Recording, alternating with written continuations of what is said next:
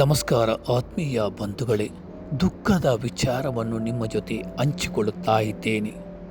April 21ರಂದು ಸಂಜೆ ಕಾಪು ಉಡುಪಿ ರಾಷ್ಟ್ರೀಯ ಹೆದ್ದಾರಿ ಕಾಪುವಿನಲ್ಲಿ ನಡೆದ ಸ್ಕೂಟಿ ಮತ್ತು ಬಸ್ ಭೀಕರ ರಸ್ತೆ ಅಪಘಾತದಲ್ಲಿ ನಮ್ಮನ್ನು ಅಗಲಿರುವ ದುಬೈಯ ಮುಗ್ಧ ಬಾಲೆ, ಯಕ್ಷಗಾನ ಅಭ್ಯಾಸ ಕೇಂದ್ರ ಯುಎಯ ಯಕ್ಷ ಪ್ರತಿಭೆ, ಕನ್ನಡ ಪಾಠಶಾಲೆ ದುಬೈ ಮತ್ತು ನೃತ್ಯ ಶಕ್ತಿಯ ಪ್ರೀತಿಯ ವಿದ್ಯಾರ್ಥಿನಿ, 8 ವರ್ಷದ 3ನೇ ತರಗತಿಯಲ್ಲಿ ಕಲಿಯುತ್ತಿರುವಂತಹ ಕುಮಾರಿ ಸಾಧ್ವಿ ಶೆಟ್ಟಿ ಇಹಲೋಕ ತ್ಯಜಿಸಿದ್ದು, ಅವರ ತಂದೆ ನಿತ್ಯಾನಂದ ಶೆಟ್ಟಿರವರು ತೀವ್ರ ಗಾಯಗೊಂಡು ಉಡುಪಿಯ ಖಾಸಗಿ ಆಸ್ಪತ್ರೆಯಲ್ಲಿ ಚಿಕಿತ್ಸೆ ಪಡೆಯುತ್ತಿದ್ದಾರೆ.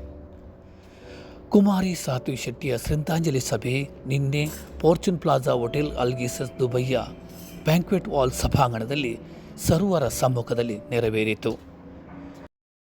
ಅಗಲಿದ ಕುಮಾರಿ ಸಾಧ್ವಿ ಶೆಟ್ಟಿರವರಿಗೆ ತಾವೆಲ್ಲರೂ ಜೊತೆ ಸೇರಿ ಪುಷ್ಪ ನಮನ ಮಾಡಿ, ತಿಂಗಳು ಒಂದು ಕುಟುಂಬ ದುಬೈದ ಒಂದು ಕುಟುಂಬ ಇಲ್ಲ, ಯಕ್ಷಗಾನದ ಕುಟುಂಬ ಮಸ್ತ್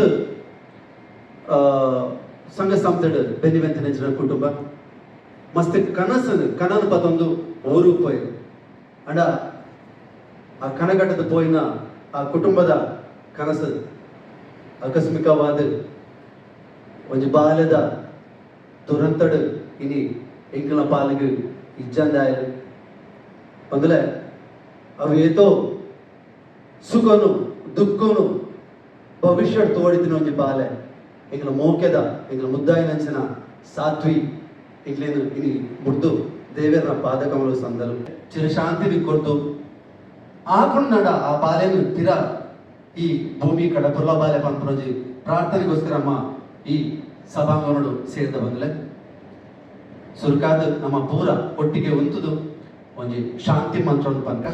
ಅವರ ತಂದೆ ಶ್ರೀಯುತ ನಿತ್ಯಾನಂದ ಶೆಟ್ಟಿರವರು ಉಡುಪಿಯ ಖಾಸಗಿ ಆಸ್ಪತ್ರೆಯಲ್ಲಿ ಚಿಕಿತ್ಸೆ ಪಡೆಯುತ್ತಿದ್ದು, ಶೀಘ್ರ ಗುಣಮುಖರಾಗಿ ದುಬೈಯ ಪುಣ್ಯ ಮಣ್ಣಿಗೆ ಮರಳಿ ತಮ್ಮ ಕರ್ತವ್ಯದಲ್ಲಿ ನಿರತರಾಗುವಂತೆ ನಾವು ನಂಬಿರುವ ಇತಿಹಾಸ ಪ್ರಸಿದ್ಧ ಪುಣ್ಯಕ್ಷೇತ್ರ ಪೊಳಲಿಯ ಹಚ್ಚ ಹಸಿರಿನ ವನಸಿರಿಯಲ್ಲಿ ಕಂಗೊಳಿಸುತ್ತಿರುವ ಫಲ್ಗುಣಿ ನದಿ ತೀರದಲ್ಲಿರುವ ಆದಿಮಾಯೆ ಜಗನ್ಮಾತೆ, ತುಳುನಾಡ ರಾಜಮಾತೆ, ಸಾವಿರ ಸೀಮೆಯ ಒಡತಿ ಶ್ರೀ ರಾಜರಾಜೇಶ್ವರಿ ದೇವಿ ಅಮ್ಮನಲ್ಲಿ ಪ್ರಾರ್ಥಿಸಿದೆವು.